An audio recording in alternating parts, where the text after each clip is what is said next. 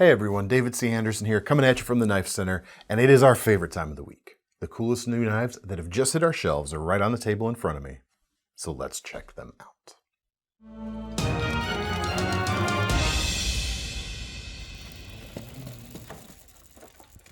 All right, starting things off this week, several new exclusive knives to talk about. The first of which is going to be a budget powerhouse.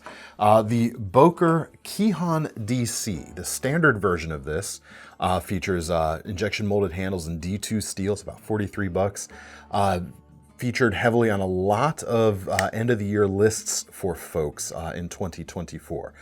Didn't on our list because the original version came out in 2023, but the 2.0 version at least did come out. This is an upgraded version of the Kihon DC 2.0. And for a very small upcharge over the $43 model, we're just under 50 bucks on these. You get upgraded handles with canvas micarta versus the injection molded plastic or GFN or whatever it is of the standard version. We also get a stainless steel rather than D2. This is Sandvik's 14C28N. Really tough stuff, holds an edge pretty well. Stainless, of course, as mentioned. And I think that steel especially really suits kind of the rough and tumble, hard working, honest, straightforward nature of the Kihon DC. This is a Lucas Burnley design, of course, as you can see right there. Blade length on these is about 3¼ inches, which is not a large knife, but this is a knife that feels substantial in the hand, both in the grip and the length you get. It feels honestly like slightly bigger than a 3¼ inch knife might make you think. This is a full-size work knife, I would say. The drop point blade works well on a lot of stuff. You got a high flat grind stone-washed finish or black stone-washed finish can be had. There's a wire pocket clip, which is reversible for left or right carry there on the back. And of course, the crossbar lock. We've got ball bearings in the pivot, and the action is excellent. Whether you do that wrist flick or wrist flick closed for that finger safe closing action, or if you're using the thumb studs, yeah. It's really nice.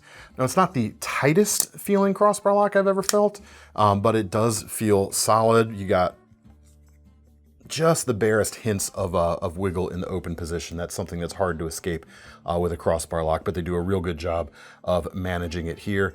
Now, the big reason why this is, or the big reason they have designated 2.0 versions of the Kihon DC is they've eliminated some of the weight that the original came with. It was a fairly heavier knife for its size. And the liners here, rather than being full length, have been trimmed down and nested in so they're not as, don't add as much. The weight on this knife here is a very manageable 3.1 ounces. Neutral and long handle means bigger folks and smaller folks can use it quite well. 50 bucks, man. This is a heck of a knife for 50 bucks and a heck of an upgrade from the standard version for only like 7 bucks. There you go. Next up, got a ProTech to take a look at. Several new versions of the PT Plus in our exclusive blade steel, that being CPM Crewwear, are available. Now, a quick note on these. This is essentially the last time you're going to be able to get a ProTech Strider knife. Their agreement with Strider has run its course, essentially. ProTech put an announcement out about that just a couple of weeks ago. So they're not going to be making this knife anymore. This is a discontinued knife, essentially. So being the folks that we are, we decided to get as many of them as we could in at the last second, basically, in our exclusive blade steel here.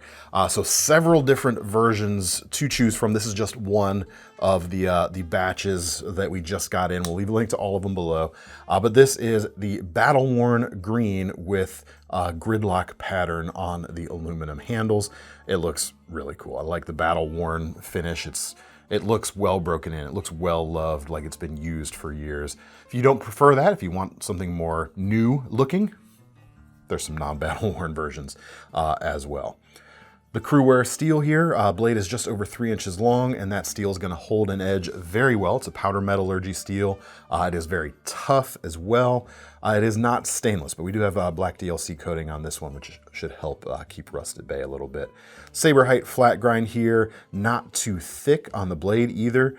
So even though it's not a full flat grind, it's still going to slice pretty decently. And even though the Strider design is archetypally tactical, and this knife is as well, I think this is a great EDC size and a great EDC blade shape as well for just general purpose cutting. You've got plenty of length on the handle there to choke up. Even with my slightly larger than average hands, I can get a full grip on this knife, no problem, or you can move back a little bit, get a little more reach from the tip. That is another grip that also feels quite good. Deep carry pocket clip, right side only in this case, and it is a ProTech Strider, so it is an automatic, and it snaps open very, very effectively. Check them out now. Not gonna be around forever. Not gonna be around much longer at all, actually. So if you've been on the fence, if you've been thinking about a ProTech Strider, now is the time to act. Stride on down to that link. Stride on down to that link in the description. Should be mentioned, these are, I didn't mention the price actually. These are starting around the $250 mark. They may vary a little bit depending on the options you pick. If you're, if that's a little bit out of your budget right now, but you still want to get them before they're gone, you can choose our Sezzle payment option at checkout. I'll mention that here. Lets you split the payments up into 4 chunks if that helps you get your hands on one of these knives. Next up, probably the smallest exclusive that we have. This little guy right here. Oop, oh, that could have worked better, huh? There you go. This was made for us by the good folks over at CIVIVI. It is a combination T6, T8 keychain driver. Comes with its own split ring and the 2 most common Torx driver sizes for knife scale and knife clip and pivot adjustment and all of that sort of stuff. Right here, $10 for these. Steel body. Yeah, it is a cool little unit. Check it out. There's not much more to say, quite honestly. It's got the CIVIVI logo here and the KnifeCenter logo on the other side. Very subtle, not too shouty at all. Check them out. $10. Very handy to take around, keep on your keyring all the time. But that lets us transition nicely into the CIVIVI Sencut drop that is happening today, the day this video went up. Sister companies, of course. Knife Company is best, CIVIVI is better, Sencut is good. So it's good, better, best. Think about it that way. In terms of like budget tiers and anything. We're gonna start with some of the CIVIVIs. The Elementum, the best-selling CIVIVI of all time, like hands down, quite a success story for them. New version of the button lock Elementum 2 have hit with aluminum handles with a really cool diamond textured pattern. There's this gray as well as a new blue, like a kind of a light blue aluminum option. That one comes with a non-black blade. You got a black stonewash, subtle black stonewash on this gray aluminum version right here. Still got the same great 3-inch blade length on this drop point shape. Nitro V steel here, very similar to that 14C28N we talked about already. Hollow ground with a very thin edge, which is kind of CIVIVI's calling card, especially with the Elementum. Really nice action on the button lock. You can do that flick, open or close, but of course you've also got the nice flipper tab and they do a good job with that. Deep carry pocket clip on the right side. The weight on this knife is actually surprisingly and pleasantly light, I would say. It's 2.73 ounces, and that's due to this full aluminum handle here. There's no liners, no other bits inside. It's just a chunk of aluminum right here. They could have made it even lighter if they'd milled out some pockets on the inside, but it's kept simpler and cleaner that way with the uninterrupted insides. Handles that are going to work for a lot of different hand sizes thanks to its elliptical shape right there. Good action, good sharpness, about $76 and some change for these aluminum versions of this EDC icon. And I do stand by that. It is kind of an EDC icon. It's new in the grand scheme of things, but it's kind of earned its place, quite honestly.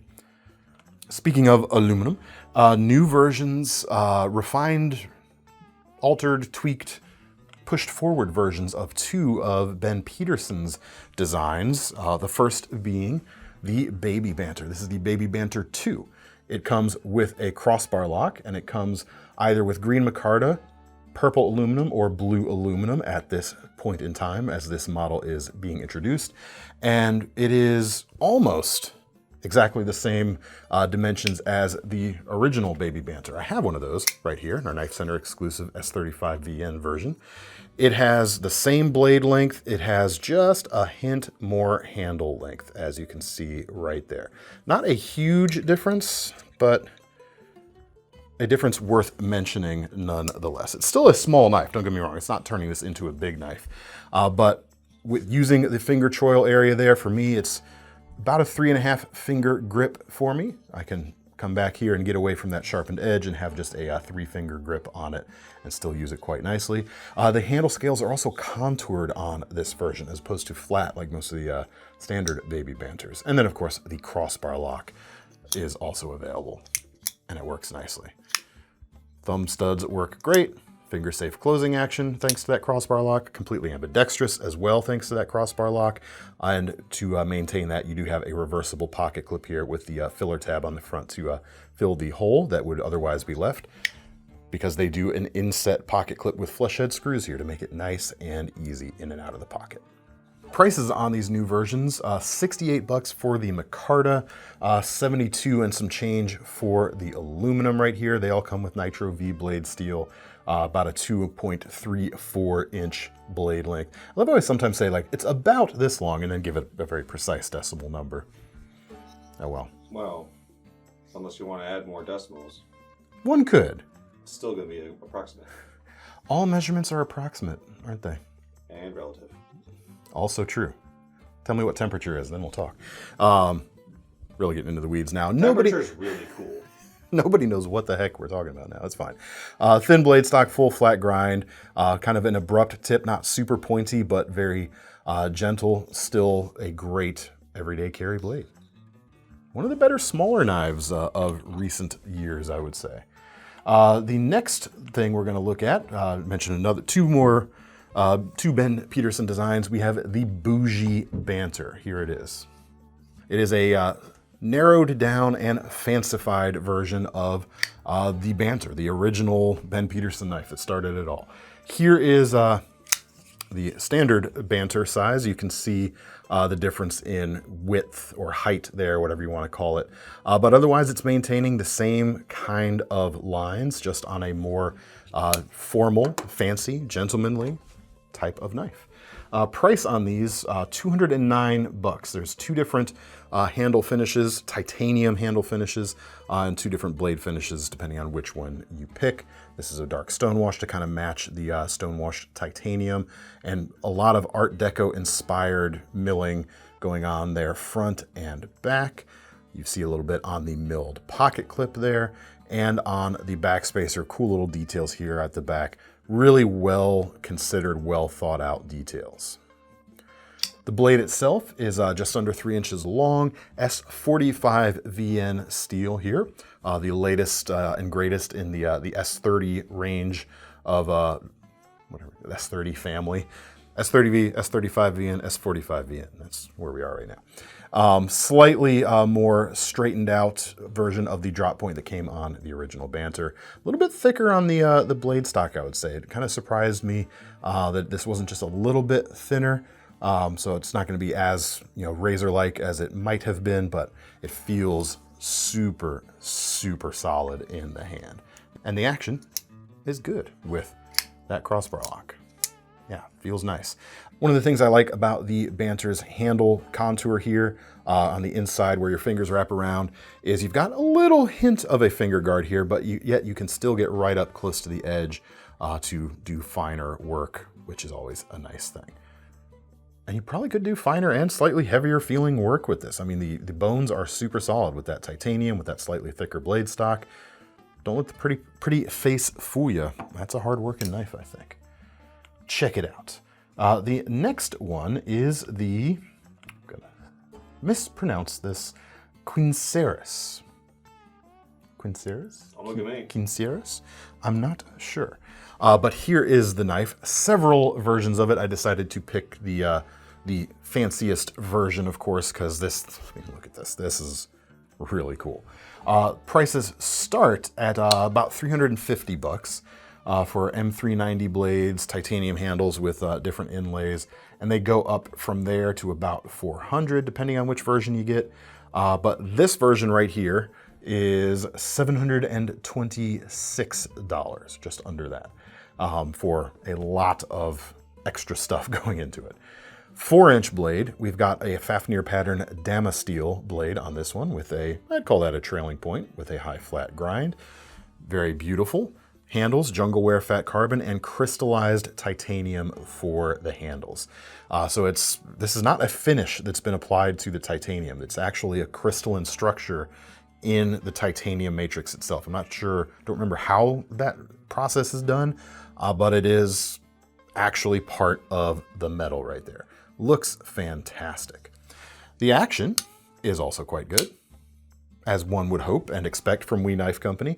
One of the cool little details I like here, you've got this cutout inside the flipper tab right here. You've actually got kind of a similar treatment there in the spine right behind the thumb stud. It's not doing anything practical, it's just kind of neat. The neatest thing, however, about this knife, which I didn't even pick up on right away, I looked at this and assumed it was a nested liner lock. It's not. Thomas actually figured this out before I did. Hi, smart. Surprise, surprise. This is a frame lock. Really, you say? Yes, it is. This part that you're seeing right here is not actually part of the lock bar. That's actually an oversized lock bar insert. The lock bar itself is actually cut through the full handle right here and brings up. We'll try to get an angle of this. It's pretty hard. But that cut is actually covered up by the inlay right here. So you've got a frame lock with an oversized insert, over travel insert there. And it gives you what looks like a nested liner lock. Very interesting and very cool flex. And that's what's kind of cool about what We Knife does on some of their higher end stuff. They're trying to push the ball forward, do stuff interesting, do stuff a little new. So that is pretty cool, I would say. Check it out. If you've got Damascus taste, but what's the champagne taste, but a beer budget? How about a CIVIVI? Depends on the beer. Depends on the beer. That is true. Let's talk about the Merit. This is getting a lot of buzz right now for a couple reasons. The price on the standard version is quite good. This one right here is slightly more expensive, but for $49.90, you can get this 3.3-inch bladed knife with a 14C 28N blade steel and all of CIVIVI's other greatest hits, which we'll get into. That is a really nice price. G10 handle on those. For $52, you can get Micarta with the same steel, or you can go with this ivory G10 modeled with the 10CR core Damascus blade, which is just a cool look. This ivory with Damascus, they've done that on a few other knives, and it always looks really, really good. So the specs are already quite nice for the $50 version especially. This one right here is about $72 and change for the Damascus. But what is not immediately apparent from the pictures is how crazy thin the blade stock is. This is, with its full flat grind, a super slicey knife. Just like, it is bordering on like fillet knife thin. It's still rigid. This is not a flexible knife, don't get me, or a flexible blade, but this thing is gonna offer phenomenal slicing capabilities. That's all backed up by CIVIVI's greatest hits. And what I mean by that is kind of the recipe that they used so successfully, especially early on in the CIVIVI brand's history. You got liners, skeletonized liners, ball bearings in the pivot, G10 for the handles, and a deep carry pocket clip. This one is reversible as well. The action on them is very, very good. You've got a thumb stud, set of thumb studs if you'd rather not use the flipper tab. The choil here is not quite a finger choil. It's one of those smaller sized affairs. You're not fitting, I mean, my pinky finger doesn't even fit in there, so, which is good. I'd rather have the extra blade sharpened edge here anyway. Just under $50 for a super slicey 3¼ inch blade. I mean, these are, you know, again, this one's more expensive, but that's pretty cool. Two really cool $50 knives available right here. This one a little more burly, the Burly Burnley, for a little bit heavier work, and something like this for more laser-like efficiency. Pretty cool. There's another $50 knife coming up later that's going to also be pretty sweet to talk about. And then finally from Sencut, the budgetist sister brand in this trio, we have a new fixed blade, and this is the Toxodon. You've got, for about 53 bucks, you've got G10 handle scales, 9 CR series stainless steel, so roughly equivalent to 440C in its performance. Drop point with a stonewashed finish on this one. There's also a black stonewashed finish with green G10 and satin blade, or sorry, stonewashed blade with black G10. I gotta admit, I'm a little bit disappointed in this knife, if I'm completely honest, because it seems to have split personality, if you will. 4.5-inch blade, big, broad thing. This ought to be like a fantastic outdoor knife, survival knife even if you want, or even just heavier use fixed blade. Yet the handles on them are super slim right here. So, you know, if you're spending a lot of time working with them, these are kind of going to be uncomfortable, I think, over a period of time. Now, are they going rather for something that's offering you this amount of footprint in a more concealable package? Maybe. I might argue that a narrower blade might be better for that type of scenario if the handle thickness was the same.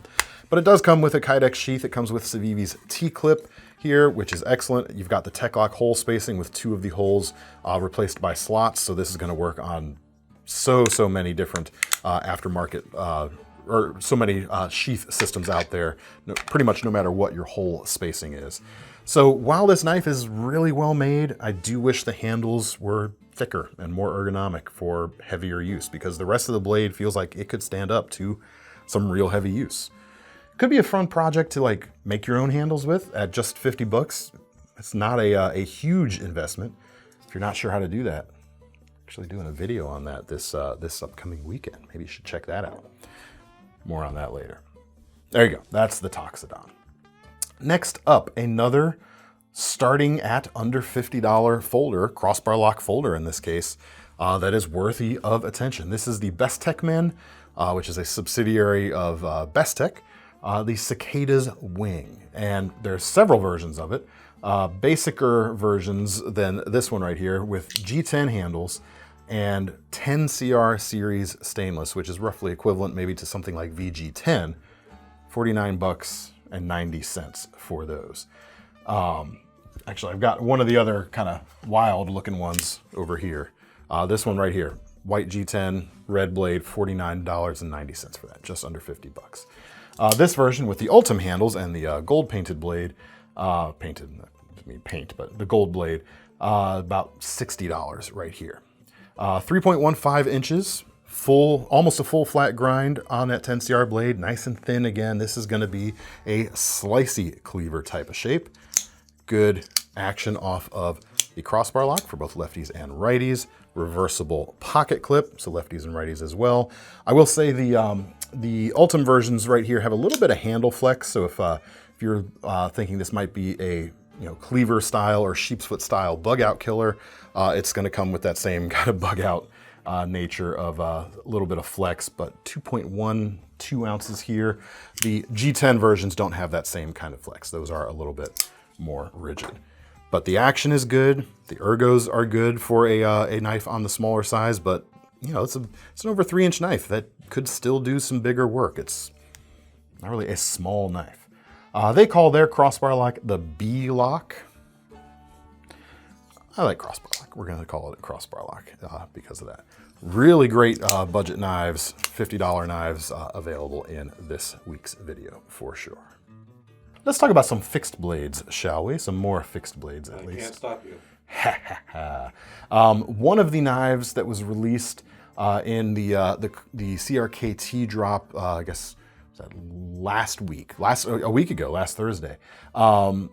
We didn't actually get in time any of the Foltz Minimalist Nessmuk blades in stock. Well, now we have them, so you can check them out now. 2 versions to talk about actually. We've got the base version for 40 bucks and the more expensive version at 75 bucks. Let's talk about the base version first. We have got the famous Minimalist handles, and they've been sort of continually tweaked and improved over the years since the original Minimalists came out, both in terms of size and shape a little bit.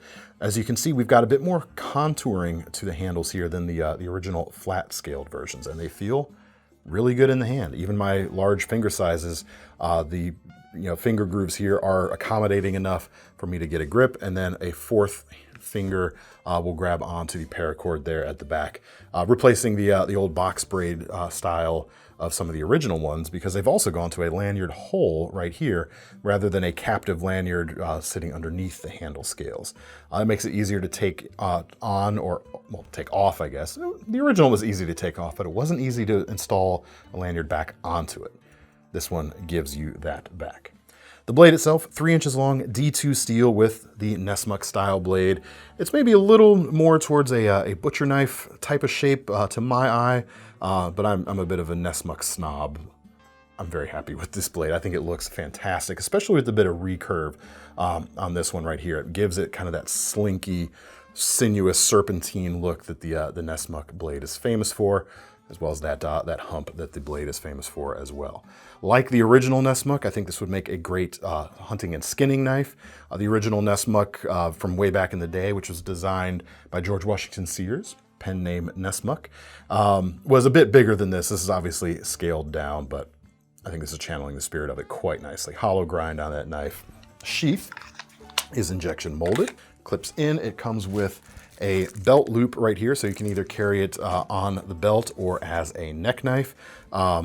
I would love to throw like an ulti clip on here and turn this into a pocket fixed blade, but I like a pocket fixed blade after all. If you'd rather not have the semi-stainless D2 tool steel, even though it holds an edge quite well, you've got the more expensive version we can take a look at with Sandvik's 12C27 blade steel. Far tougher than the D2, but it probably is not going to hold an edge as long. These come with ivory Micarta handles, and everything about this one is, it's not just a materials upgrade you get over the standard version. The finishing level here is far more precise, far more premium than the standard version. And that's what gets you the price you get on this particular knife. Still hollow ground, a little bit less of a recurve on this one. Contrasting grain, both horizontal and vertical on that section right here. Alan Folt's design, of course. Interestingly, the blade stock is slightly thicker on this version than the D2 version as well. But check this out as well. Nice, thin, black liners. Just a super, super nice touch. Same sheath and hardware are included. You just got something far fancier. Get yourself a nice leather sheath made for that too. That'd be a really cool upgrade. I'm glad they're here. They look awesome. One more CRKT thing we also didn't quite get in time is this here block. What's this here block, you say? Well, this is designed to sit on your desk and help organize your knife maintenance equipment, essentially. This is the Joe Wu designed driver and bit storage block made out of a big piece of aluminum. This is about $68. You've got space here for drivers to sit in. Some of these will fit little tubes of lubrication quite nicely, and then spaces for both 1/4 inch and 4mm size bits right there. Thomas saw this, scratched his head, and then put his pen in one of these. You use it for that sort of thing too. There you go. It's got some substance to it. Like, there's some weight. Listen to this. Yeah, it's not gonna just go like brushing off the table for you right there. Well, if it does, watch out. Yeah, yeah, you could lose a toe with that thing. Let's talk about this RMJ fixed blade as well, another small fixed blade that they're, at least on our website, we're calling it pocket fixed blade as well. This is the Gym Rat. $185 for this knife, made in the USA, as you can see, with a Nitro V blade and a tungsten finish. Is this a Cerakote? Yes, it is a Cerakote, felt like it. And G10 handles, a couple different colors are available. Like the Minimalist, it's giving you the option of, it's giving you a 3-finger handle with that 4th handle or 4th finger grip provided by the fob here at the end. And we've got a really cool Gym Rat, gym equipment inspired fob with this sort of barbell bead right here. The 9.4, I'm not sure what the 9.4 stands for actually. It stands for a number in between 9 and 10. There you go. Obviously, with the Hawkbill blade here, it's less about versatile utility, more about aggression. Kind of a self-defense knife. At least that's the way I kind of feel that they're aiming this knife. Yes, a Hawkbill blade like this is great for ripping down cardboard, but it's also great for ripping other stuff, if you know what I mean. And the sheath is set up with this Nicely sprung clip with a retention tab there at the back, or at the inside, to keep it from falling out of your pants or your gym shorts. Giving you a lightish weight option for defensive carry, depending on what, even in lighter clothing, I mean. And it's set up for inside the waistband inside the waistband right-hand carry. Unfamiliar kydex, I'll give it a little push there, in an inverted grip. So there you go. Yes, you can open mail, yes, you can open boxes and that sort of thing, but we all know what this is really made for, I think. It's made really well, as is typical of RMJ, as we would expect. Check it out. Next up, Tactile Knife Company has a limited edition of their bear slip joint. This is called the Buccaneer bear. Bexar, is how it's spelled, but pronounced bear. $300 or $299 on the level for this knife. Magna cut blade with that clip point shape and an included bottle opener, cap lifter there. So this is technically a multi-tool. Don Chano. Nice thin blade stock, so even though you don't have a ton of cutting edge there, at least it's going to be nice and thin for its cutting performance. Sorry, guys. It's going to slice quite efficiently for what sharpened edge you have. Handle itself is super thin. This is, they're calling it a wood cerakoted titanium. So is that actual wood fiber on there?